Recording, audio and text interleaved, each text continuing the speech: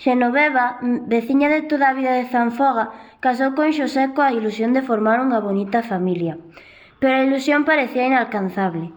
Un domingo de misa, a muller foi á igrexa do pobo e rezoulle a San Martiño, patrón de Zanfoga, pedíndolle quedar preñada. Despois de rezar, a muller levantouse para irse. Cando ía saír, a voz de San Martiño dixo: «Dareiche un fillo se me prometes que virás todos os domingos á misa para compensar todos os pecados que fixeches».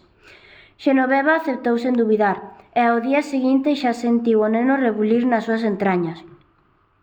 Xenoveva cumpriu coa súa promesa durante os 2 seguintes domingos, pero rompeuna por culpa dun malestar que non a deixaba facer vida normal.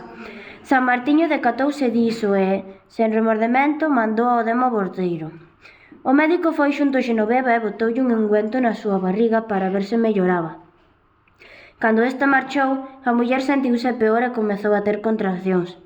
Pariu 5 meses antes do previsto. Era un ser pequerrecho, que non estaba feito de todo. Xenoveva mirouno. Estaba doída por non poder formar a familia que quería.